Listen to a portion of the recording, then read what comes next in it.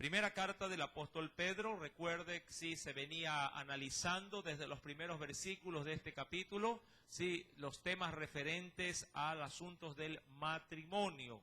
Una vez finalizado en el verso 7, luego de las instrucciones que sí, el Señor había dado tanto a las esposas como a los esposos cristianos, ahora en el verso número 8 nos dice como una especie de conclusión ya para la iglesia toda ella. Finalmente nos dice aquí, sed todos, ¿de qué? De un mismo sentir. Sí, sed todos de un mismo sentir. Ahora, vamos a entrar, sí, a meditar en esta expresión dentro de la cual, sí, el Señor nos pide o nos solicita que cada uno de nosotros poseamos, sí, un mismo sentir. Ahora, ¿a qué se referirá el Señor? En primera instancia, mi amado hermano, veamos algo semejante en la propia vida de Cristo para poder adentrarnos, sí, en el análisis de este verso número 8. Acompáñeme a la carta de Filipenses, sí, y veamos ciertos indicios bíblicos, sí, de qué es lo que el Señor demanda cuando nos pide ser de un mismo sentir. Filipenses, capítulo número 2. Carta de Filipenses, capítulo número 2.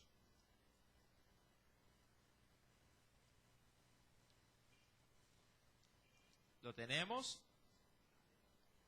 Dice el Señor, sí, Filipenses, capítulo número 2. Vamos a leer, por favor, desde el versículo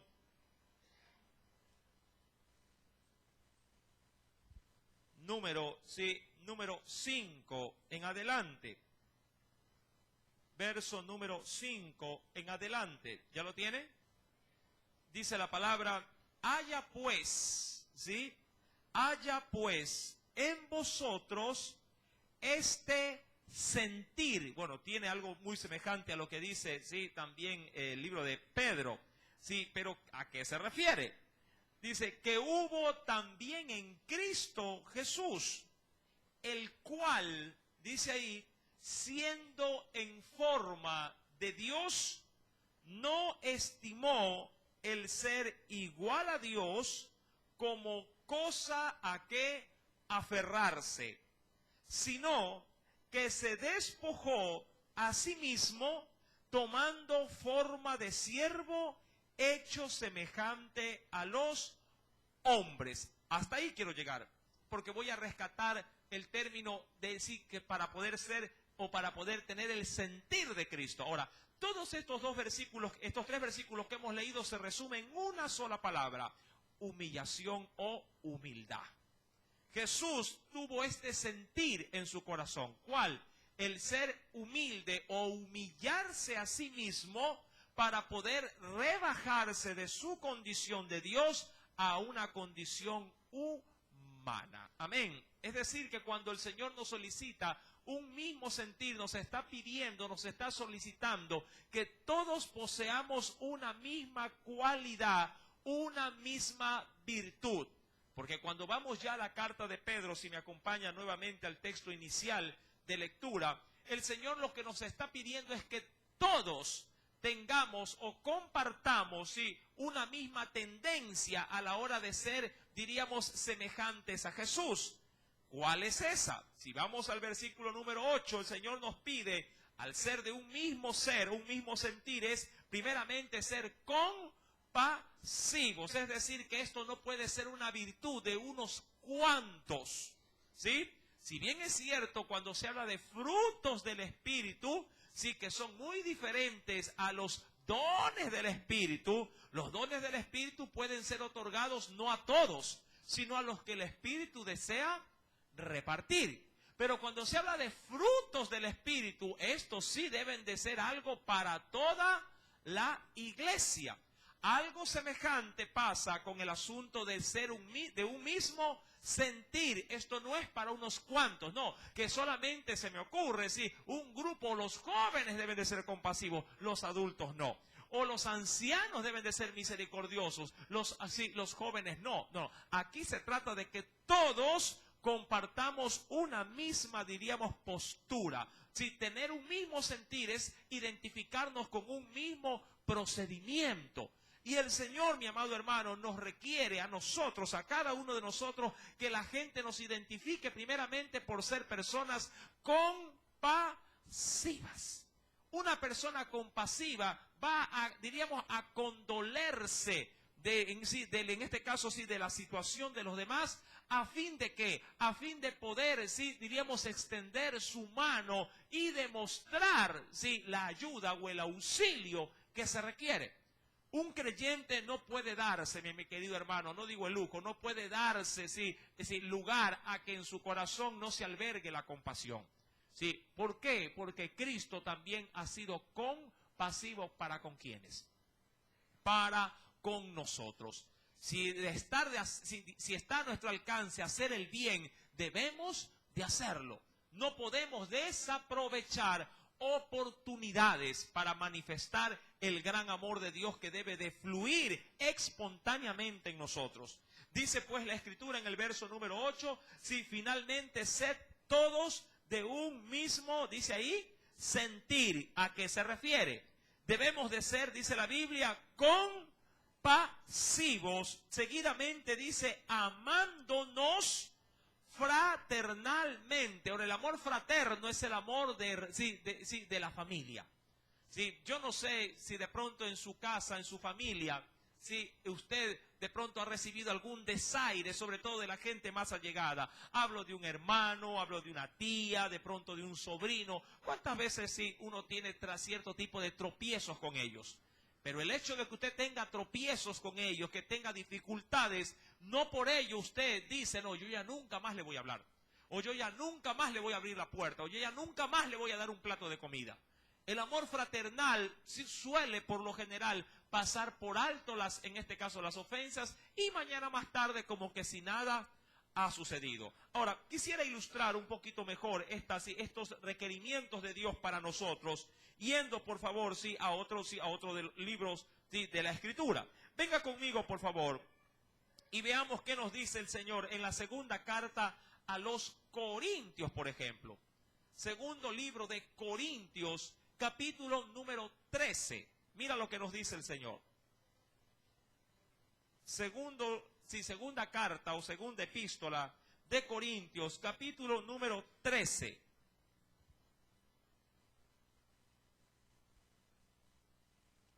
¿Lo tiene? Segunda de Corintios, capítulo 13, verso número 11. Verso 11. ¿Lo encontró? Dice el Señor, por lo demás, ¿sí? Hermanos, tened gozo. ¿Qué más? Perfeccionar, dice aquí, perfeccionaos, consolaos, sed de un mismo sentir y vivid. Y es el término general, porque esto nos ayuda a esto, ¿sí? Y dice ahí, y vivid en paz. Ahora, me encanta la expresión final de este verso, porque los requerimientos conducen a un fin. ¿Cuál es el fin de ser de un mismo sentir? Poder vivir en paz. ¿En paz con quiénes? En paz con todos.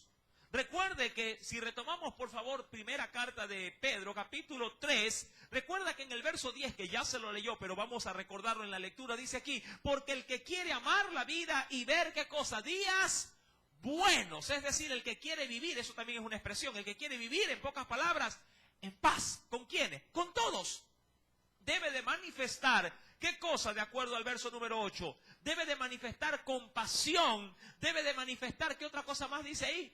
Amor, indistintamente para con quien sea, pero Dios quiere que demostremos un amor fraterno, un amor de hermandad con los demás, sean estos creyentes o no creyentes.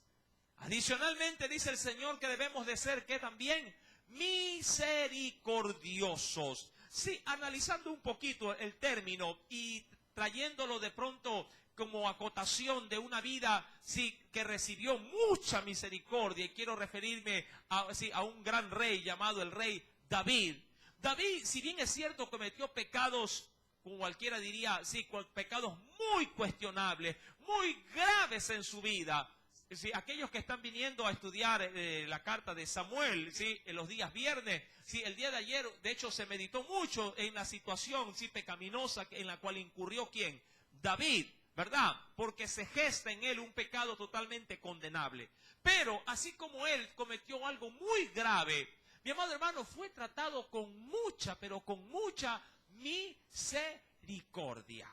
Sí, el problema, diríamos así, que de pronto para muchos, que podría lograr ser incomprensible al querer cuestionar el estilo de vida de David, que por cierto le digo por el pecado que cometió de adulterio y luego que lo agravó con el asesinato, cualquiera hubiese señalado y condenado a David, si fuese posible hasta lo hubiese arrojado ¿de dónde? Del trono. Pero recibió un trato muy misericordioso. La pregunta es, ¿por qué? Mi amado hermano, hubieron antecedentes previos a la vida de David, sí, a la vida, diríamos, de ese pecado.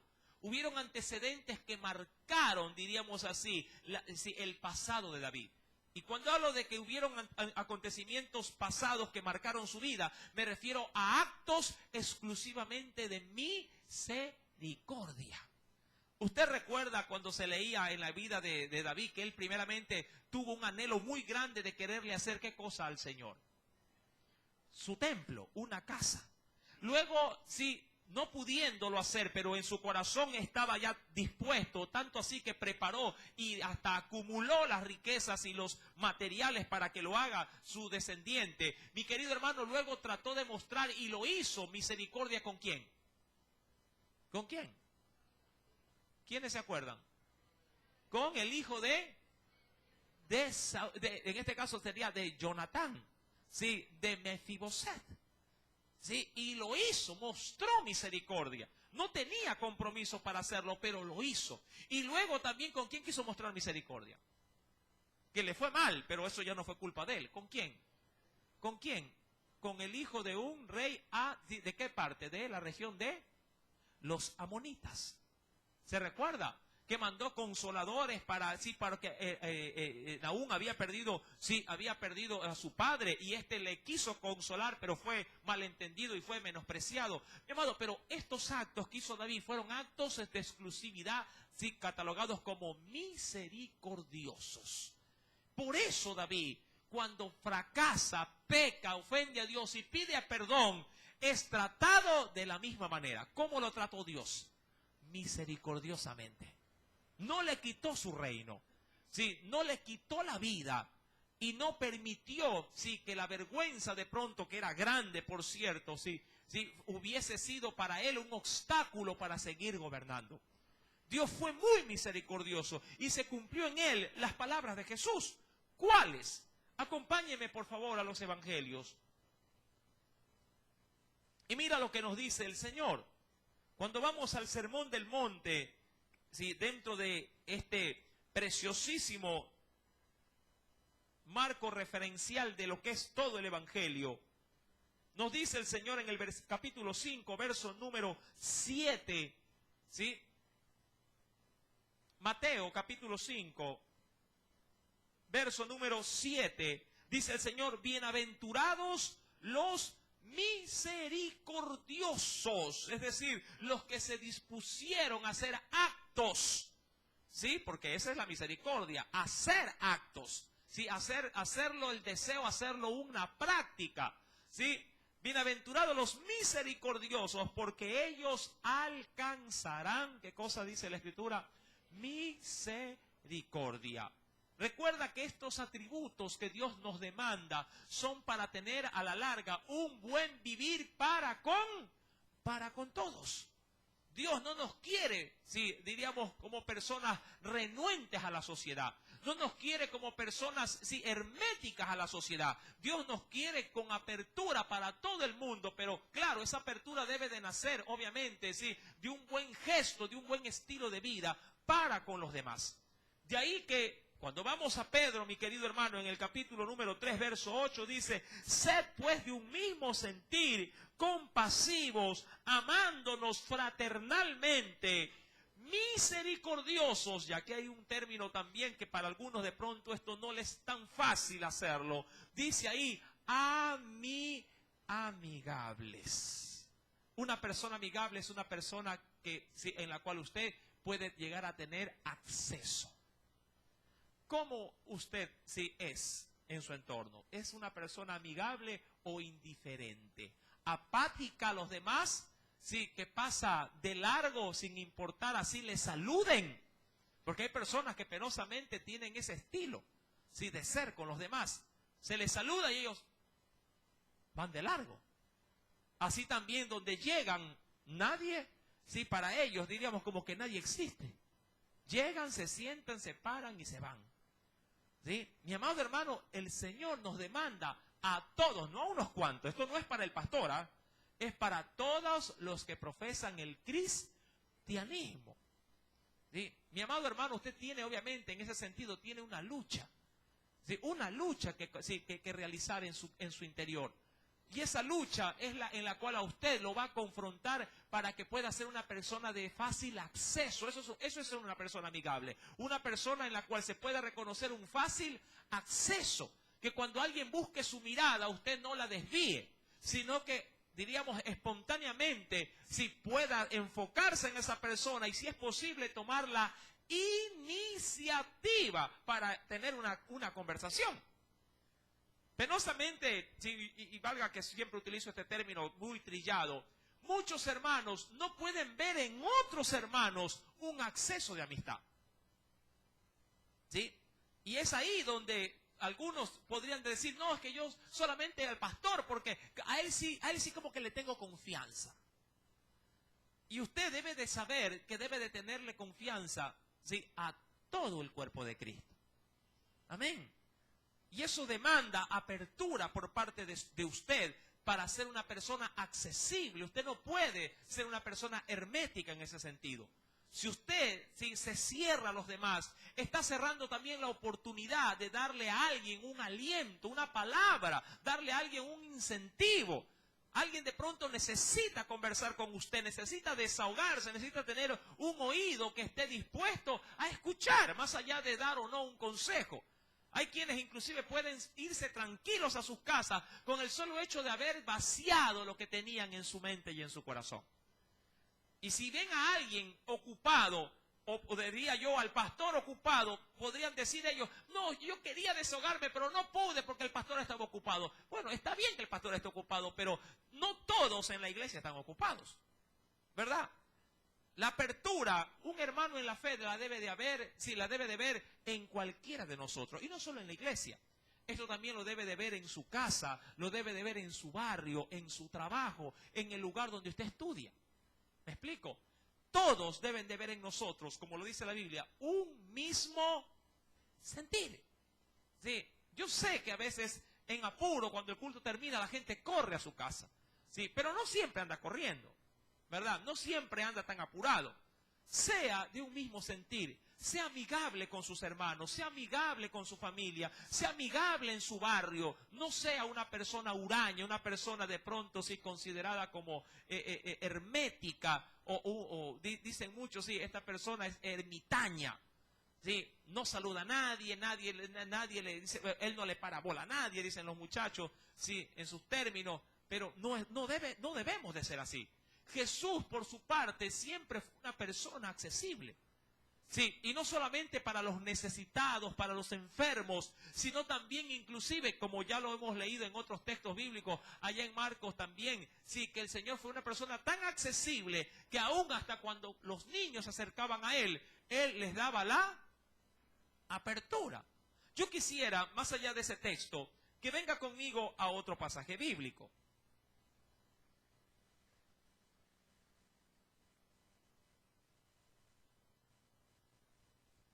Venga conmigo al Evangelio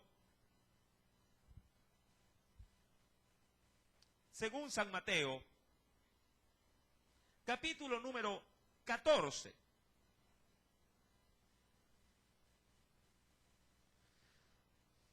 Mateo, capítulo número 14.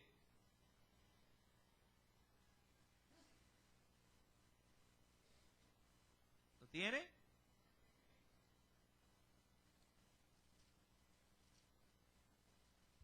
Mateo capítulo 14, sí. Vayamos, por favor, al versículo número 22. Recordando que previo a este texto bíblico, ¿sí?, el Señor había hecho un precioso milagro. ¿Sí? Había multiplicado, ¿qué cosa? Los panes y los peces. ¿Sí? Y recuerde que el Señor había dado de comer a 5,000 hombres, sin contar mujeres y niños. ¿Sí? Poniéndole simplemente a cada persona una esposa, ¿sí?, y un hijo. Estamos hablando de ¿cuántas personas? 15,000. ¿Sí? Y usted sabe que en un hogar no se tiene un hijo. ¿Sí? Se tienen más de uno. Ahora, me concentro en el verso 22 con respecto a este sentir de Jesús. Enseguida Jesús hizo a sus discípulos entrar, ¿en dónde?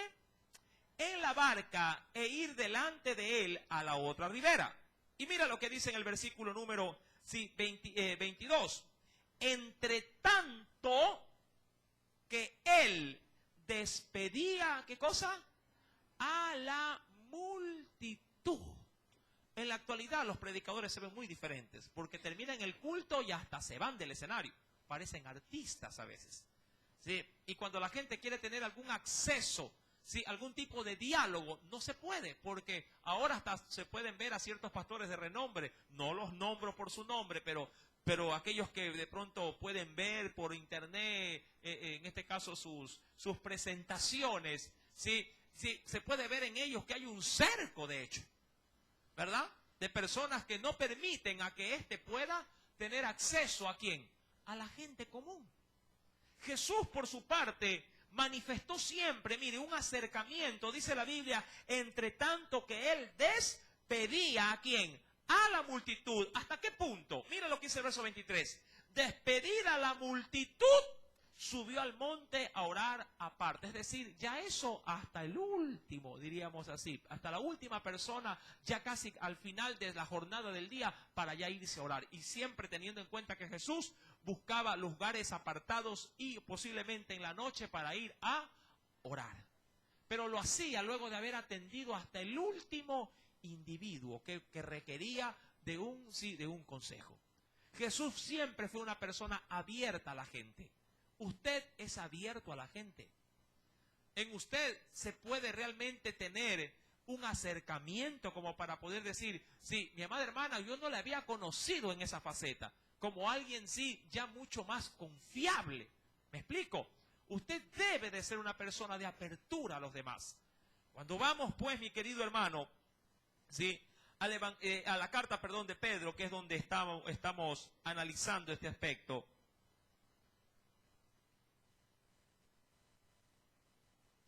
Nos dice el versículo número 8, lo termino de leer otra vez. Finalmente, sed todos de un mismo sentir, compasivos, amándonos fraternalmente como hermanos, misericordiosos, ¿cómo más debemos de ser?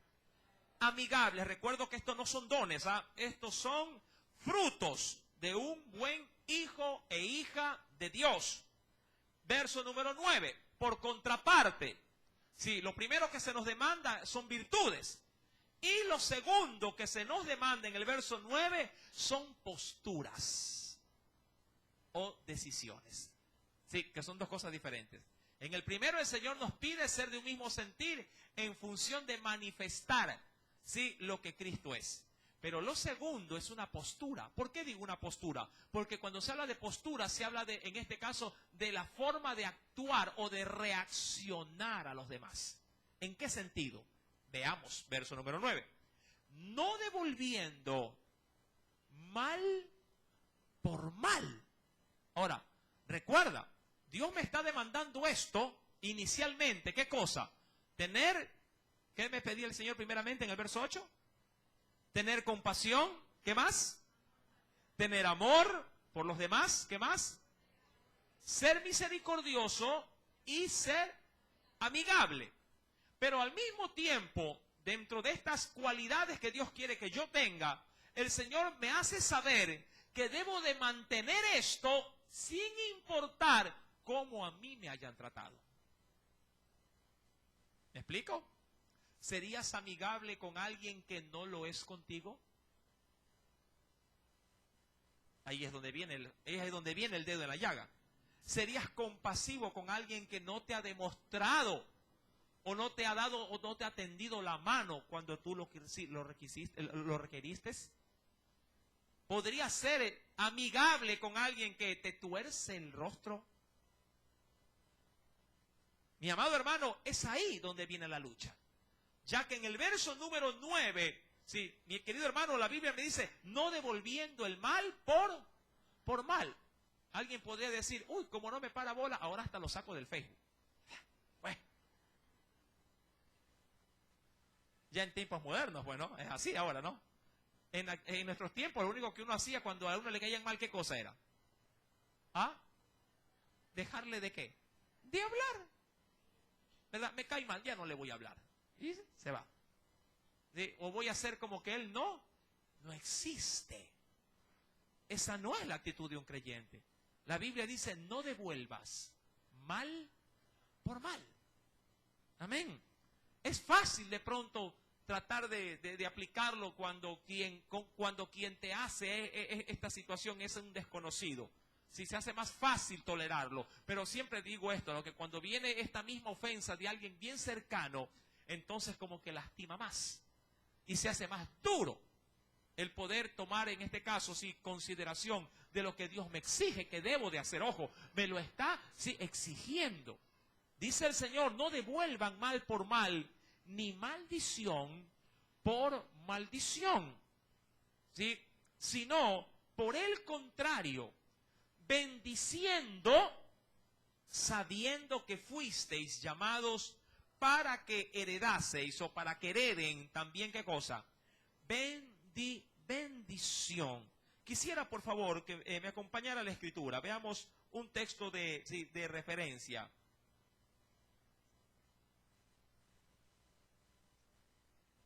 Veamos qué nos dice el Señor. En otro texto, sí, pero ya en el carácter de Jesús también. En el capítulo número 2 del mismo libro de Pedro, ya lo vimos en su debido momento también. Primera de Pedro, capítulo 2. En el verso número 21 al verso 23.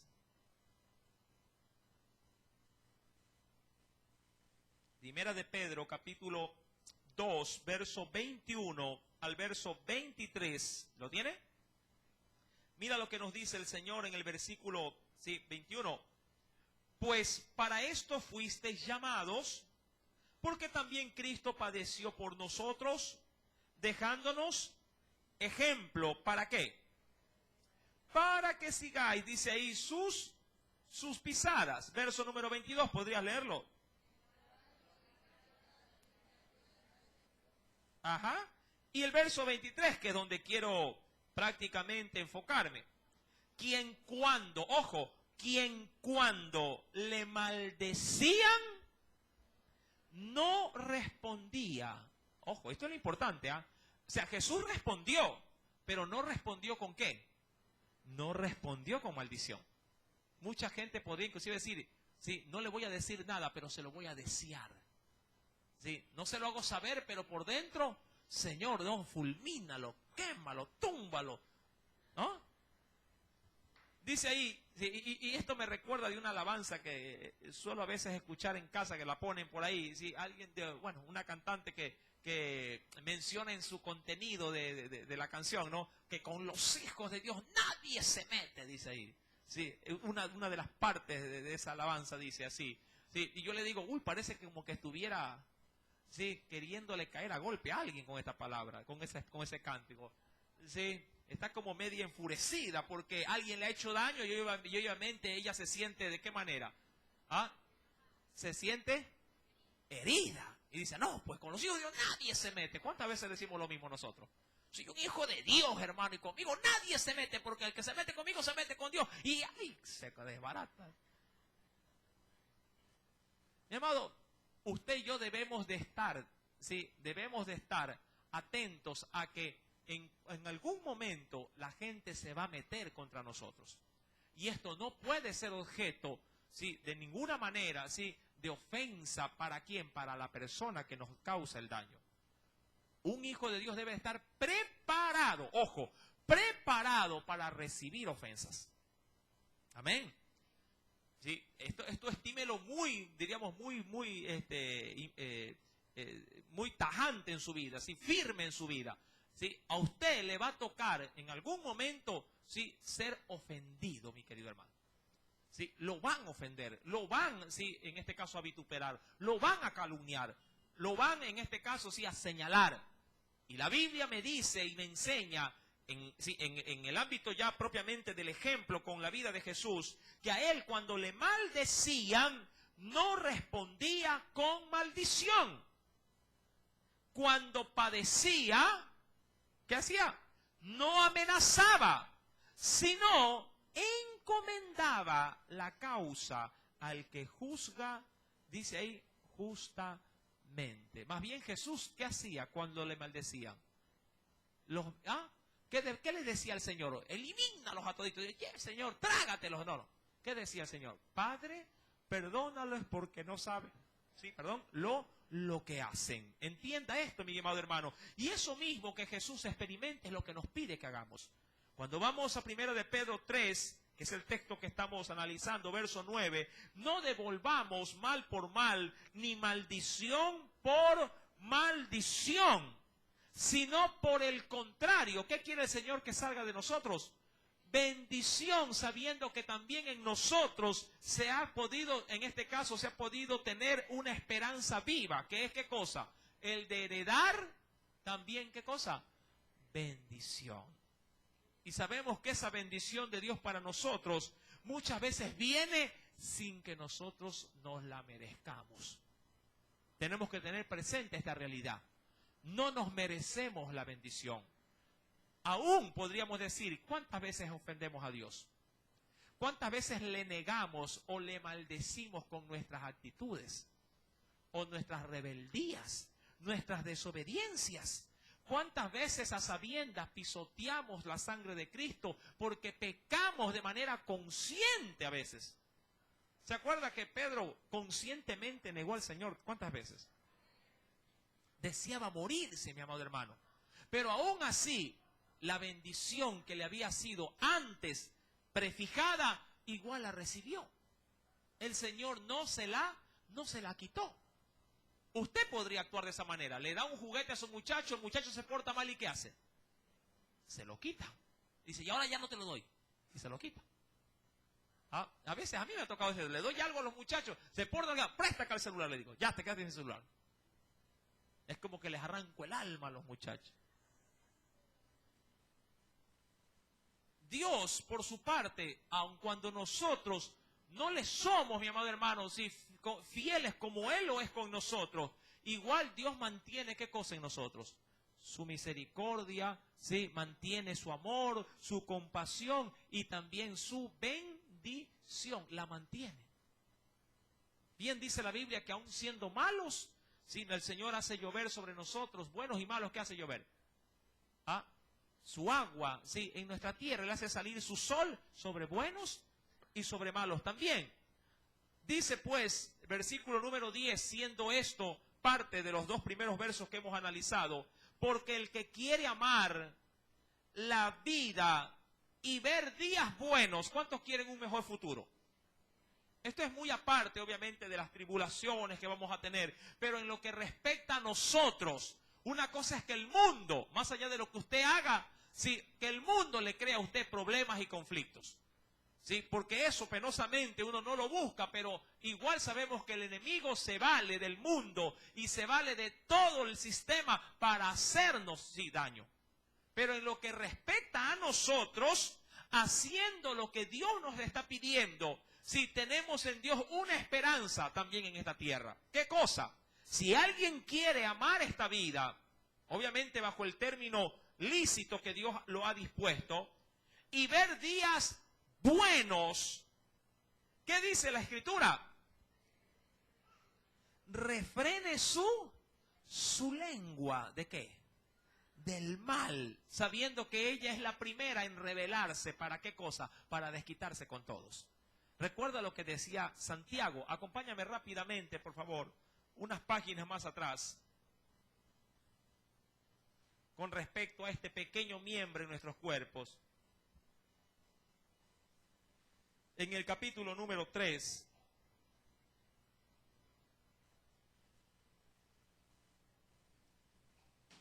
cuando se habla de la lengua,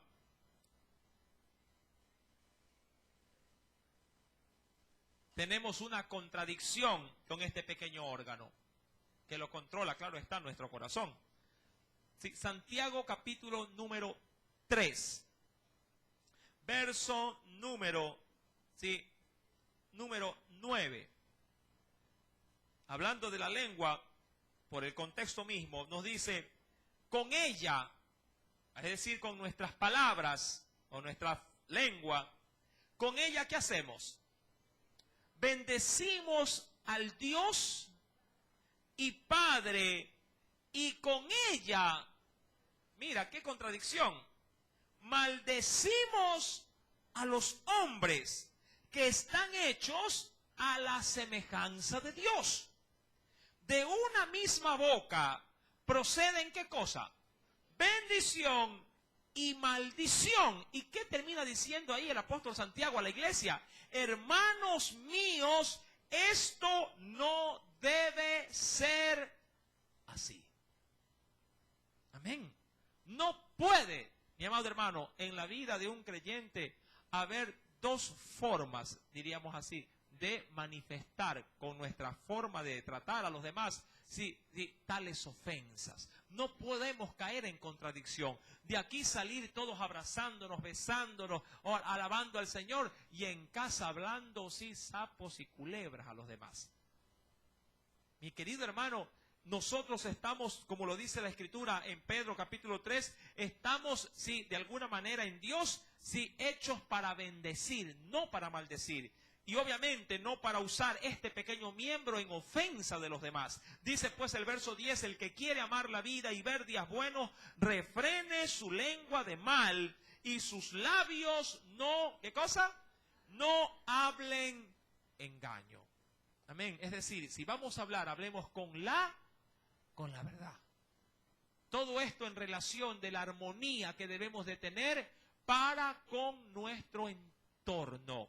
Quisiera quisiera compartir un texto, no lo tenía en referencia, pero quisiera compartirlo también.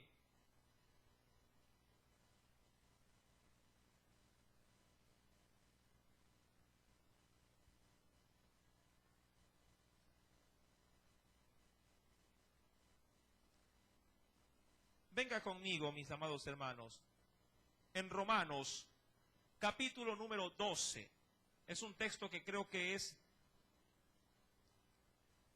lícito leerlo para obtener esta referencia. Romanos 12, luego de Hechos de los Apóstoles. Romanos capítulo 12. Hay muchos creyentes que de pronto en esto se forzan a la hora de querer ajustarse a lo que Dios demanda. Hay quienes están en constante pelea consigo mismo porque dicen, no hermano, lo que pasa es que a veces es difícil tratar de vivir bien con los demás. Pero no es así. Mira lo que dice la Biblia. Romanos capítulo número 12, verso número, voy a leer desde el versículo número 16.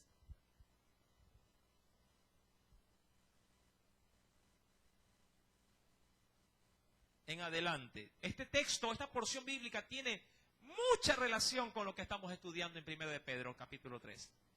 Unánimes, comienza, ¿sí lo tiene? ¿Qué implica ser unánimes? ¿Acaso no implica ser de qué cosa? ¿Un mismo sentir?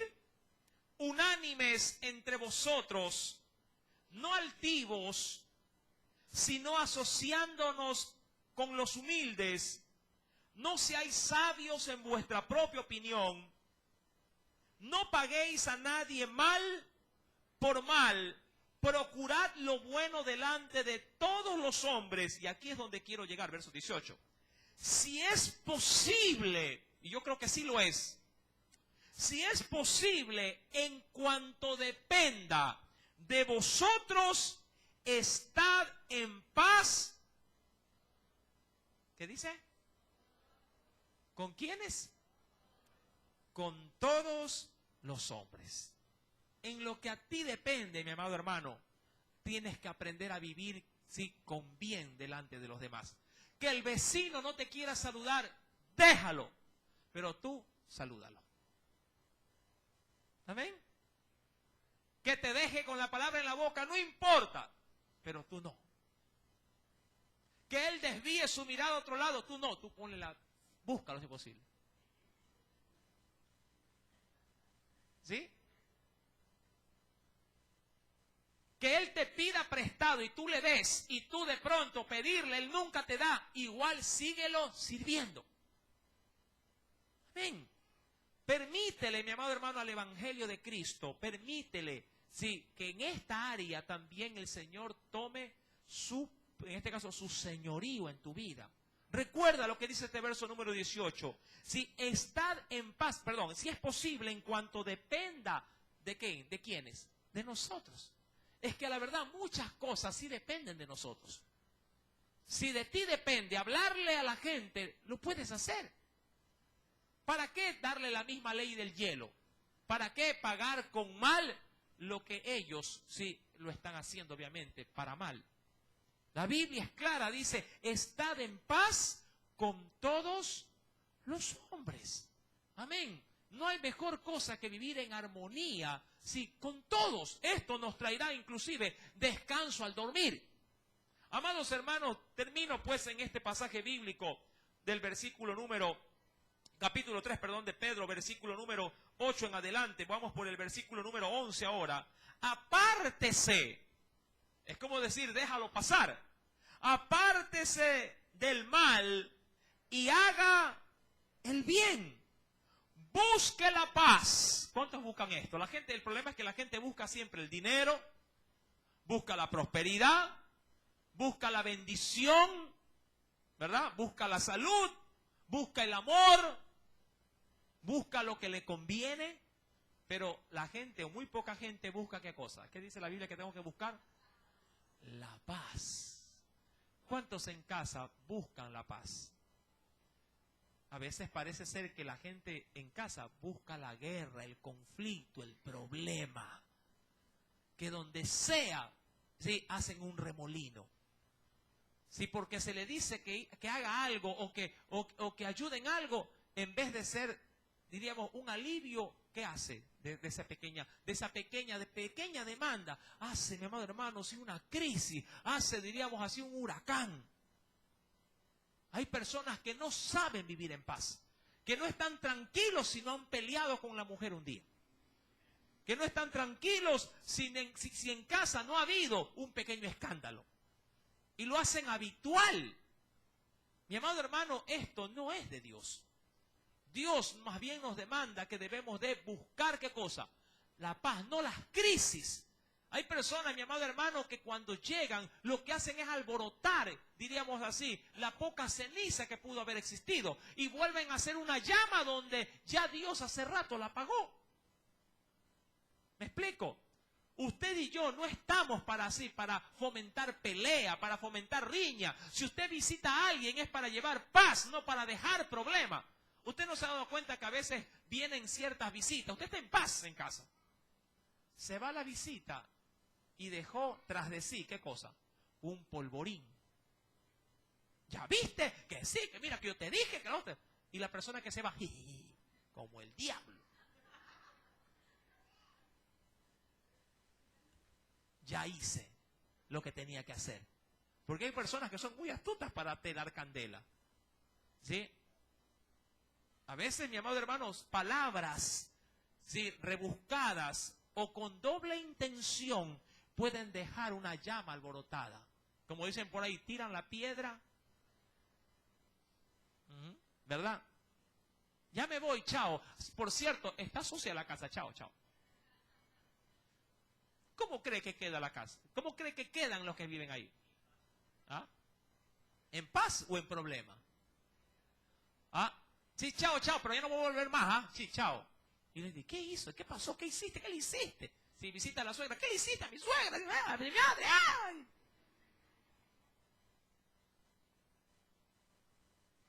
La Biblia es clara. Busca, ¿qué debemos de buscar? La paz.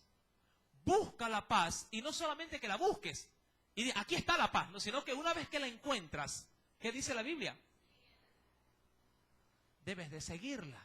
Es decir, debes de mantener esa paz en tu hogar, en tu vida, en tu comunión con Dios, en el barrio. ¿Cómo te conocen en el barrio?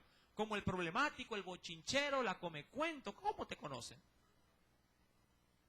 ¿Ah? Mi querido hermano, aprendamos a que la gente nos reconozca como lo que en Dios debemos de ser. Hijos de paz. Amén. Por eso es que Jesús tenía esta virtud entre las muchas. Él era príncipe ¿de qué? De paz. Terminando, dice el texto, verso número 12, porque los ojos del Señor, mira, luego de que se han dado todas estas demandas, pues no, los ojos del Señor están sobre, es decir, que un justo es, ¿qué cosa? De acuerdo al verso 8, es compasivo. ¿Qué cosa es más un justo? Es alguien que comparte amor fraternal, es misericordioso, es amigable, no da maldición por maldición, ¿sí? ¿Qué más hace con su lengua? La refrena, la controla, no es ofensivo en sus palabras. Un hombre justo, una mujer justa, es donde va. Si hay problema, ¿qué lleva esa persona? Si hay problema, pone la paz. Si está peleado el marido con la mujer y va esa persona, ¿a qué llega? A ponerse en un bando. A ver, no, yo estoy con él estoy. ¿Qué hace esa persona si llega a esa casa? A poner la paz, a poner reconciliación. No a poner más disturbio. Sí, no amarrarle los guantes. Es así, mijita, que tiene que hacer bien. Porque así yo le daba a mi marido. No haces. Busca la paz. ¿Me explico?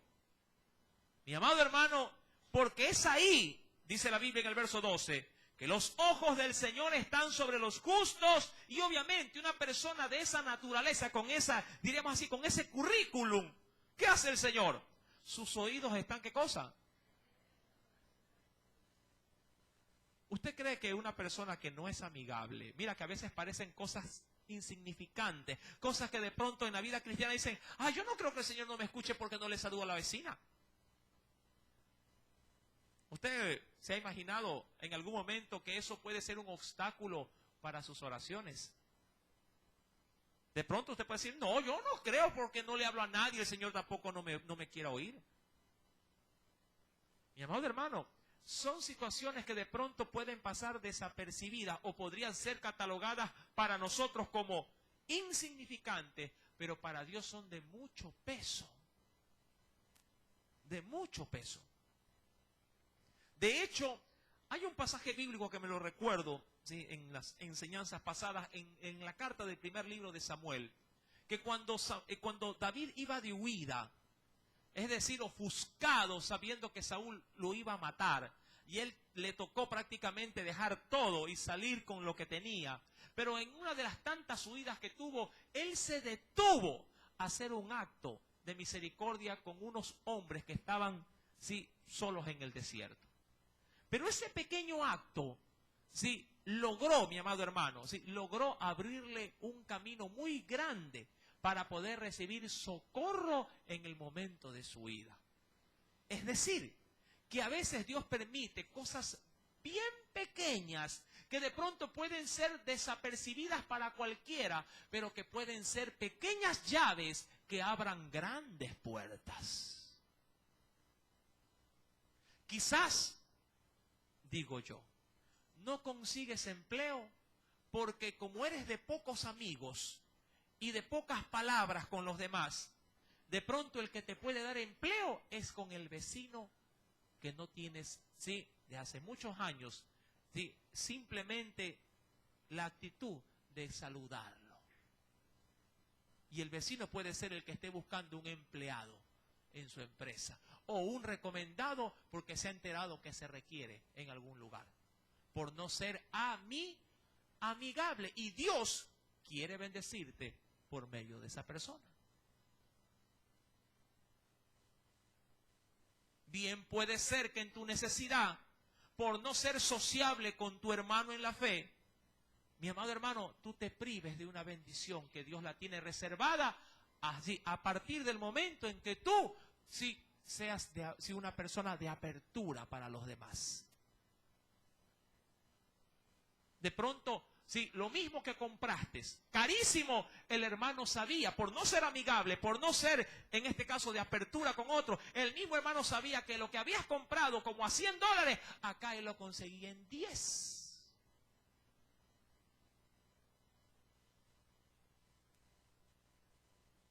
¿Me explico? ¿Cómo estamos en nuestra vida social en Cristo? Porque es ahí donde apunta el pasaje bíblico. Son pequeños, son simplezas, pero son, mi amado hermano, muy eficaces cuando se las vive conforme al orden de Cristo en nuestras vidas cristianas. En la Biblia no hay nada al azar. Usted siempre me lo escucha de mis labios. Todo en Dios tiene, sí, sus propósitos, su providencia. Pero cuando esto se manifiesta, cuando esto se hace visible en la vida de sus hijos, cuando tomamos el consejo de Dios y lo aplicamos. Aún en estas simplezas. ¿Qué es lo que nos está pidiendo Dios a la larga? Ser amigos. Ser gente de apertura. Ser gente sociable, ser gente tratable, ser gente que donde otros puedan ver, sí, la amistad de Cristo en nosotros. Amén. Gente de buen vivir. Mi querido hermano, dice la Biblia para concluir, que el Señor está atento a las oraciones, ¿verdad? Sus oídos atentos a sus oraciones, pero el rostro del Señor está contra aquellos que hacen, porque obviamente lo opuesto a la amistad, ¿qué cosa es lo opuesto a la amistad? La enemistad. Y Dios escuchará a alguien que es enemigo de otro. Dios escuchará a alguien que no es compasivo, pero que Él sí quiere que Dios se compadezca cuando ha caído en enfermedad o en desgracia. Dios será misericordioso con los que no lo son con su prójimo. Dios podrá darle una palabra si Él mismo no puede dar una palabra a alguien que lo viene a buscar. Estime cómo está viviendo. Saque sus conclusiones y haga las enmiendas que Dios le está pidiendo que las haga para que a la larga sea usted el que se beneficie con un buen vivir en Cristo Jesús. Amén. Que el Señor añada mucha bendición a su palabra. Y recuerde, ¿y quién es aquel que os podrá hacer daño si vosotros seguís el bien? ¿Quién le podrá hacer daño? Nadie.